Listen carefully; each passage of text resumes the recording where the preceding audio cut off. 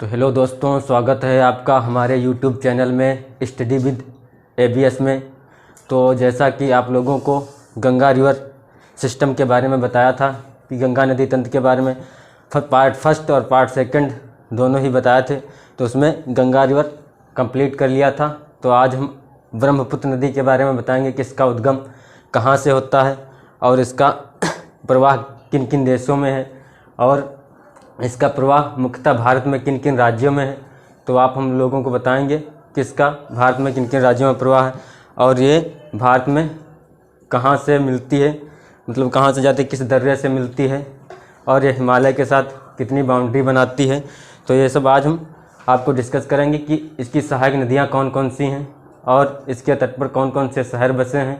इसको भारत में यानी कि भारत में अन्य प्रदेशों में किस नाम से जानते हैं और इसको चीन में किस नाम से जानते हैं और बांग्लादेश में किस नाम से जानते हैं। तो ये सभी जानकारी देखेंगे। तो आज स्टार्ट करते हैं ब्रह्मपुत्र नदी के बारे में। तो इसका उद्गम दोस्तों ये कैलाश पर्वत श्रेणी पड़ती है। कैलाश पर्वत श्रेणी मानसरोवर झील यहाँ पे पड़ता है। मानसरोवर झील के पर्वत से चेमायुंगडुंग या आंग्सी ग्लेशियर इसको कहते हैं। या तो चेमायुंगडुंग भी लिखा होता है, आंग्सी ग्लेशियर, इसीलिए हम दोनों पढ़ लेते हैं। तो देखते हैं यहाँ से इसका उद्गम होता है। जब इसका उद्गम होता है यानी कि तिब्बत चीन में, तब इसका नाम होता है सांगपो या यारलुंग जांगपो। तो ये हिमालय के पैलर यानी कि समांतर 1200 किलोमीटर तक बहती है। उसके आगे चलकर नामचा बरवा के पास से यू टर्न एकदम लेती है, यू टर्न। फिर यहाँ एक पड़ता है अरुणाचल प्रदेश में यांगपा दर्रा। तो ये यहाँ से भारत में इंटर करती है, भारत में अरुणाचल प्रदेश में इंटर करती है। तब इसका नाम दोस्तों जब इंटर करती है तो इसका नाम यही सांगपो या यारलुंग जांगपो से हटकर इसका नाम दिहांग या सिहांग हो जाता है। दिहांग या सिहांग। तो आगे चलती है ये अरुणाचल प्रदेश में, यहीं पर एक पासीघाट डिस्ट्रिक्ट लखीमपुर के पास में, यहाँ से बाएँ से आकर दो नदियाँ मिलती हैं। एक का नाम होता है दिबांग, एक का नाम दिबांग होता है जो कि पासीघाट में मिलती है। दूसरी लोहित नदी या इसको खूनी नदी भी कहते हैं, ये भी पासीघाट में आकर मिलती है। तो इसी नदी पर दोस्तों भुवन हजारिका ब्रिज बना है। ये लोहित नदी, इसको खूनी नदी के नाम से भी जानते हैं। तो आगे देखते हैं दोस्तों। तो ये आगे यहाँ पे सदिया अरुणाचल प्रदेश में इसका एंड पॉइंट होता है। यहीं से ये असम में प्रवेश कर जाती है। तो असम में देख लेते हैं। असम में एक आगे नदी दाहिने से सुबनसिरी, जिसका नाम सुबनसिरी होता है, मिलती है असम में। असम में इसका नाम हो जाता है जो कि जिसका नाम दिहांग या सिहांग था, इसी नदी का नाम ब्रह्मपुत्र हो जाता है असम में ब्रह्मपुत्र नदी हो जाता है। तो आगे बहती है इसी सुबनसिरी और ब्रह्मपुत्र के पर एक माजुली द्वीप यानी कि माजुली आइलैंड, जो कि विश्व का सबसे बड़ा द्वीप है, यहीं पर स्थित है। फिर एक दाहिने से एक नदी और आकर मिलती है जो कि जिसका नाम कामेंग नदी है, कामेंग नदी। इसके तट पर काजीरंगा नेशनल पार्क स्थित है जो कि एक सींग वाले गैंडे के लिए प्रसिद्ध है।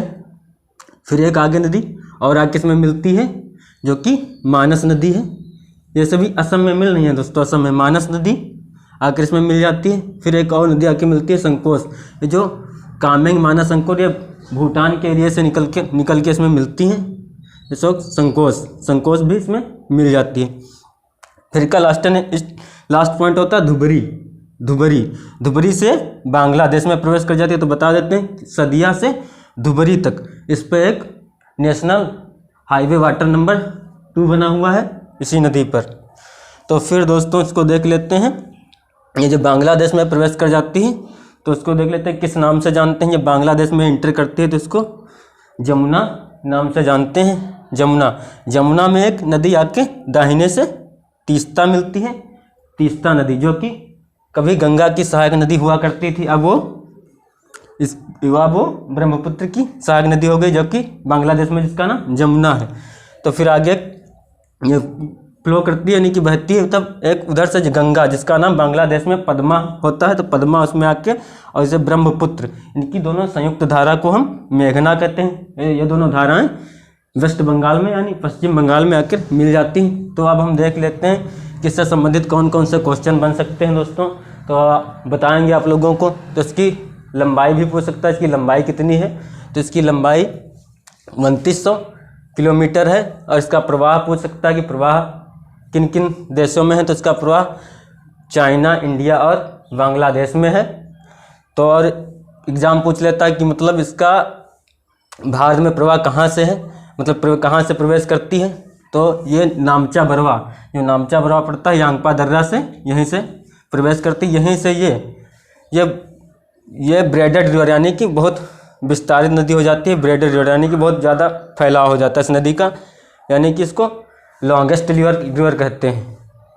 तो फिर आगे चलकर यहाँ फिर देख लेते हैं, कभी ये पूछ लेता है कि जो काजीरंगा नेशनल पार्क स्थित है वो कहाँ पर स्थित है, तो कामेंग नदी के तट पर स्थित है।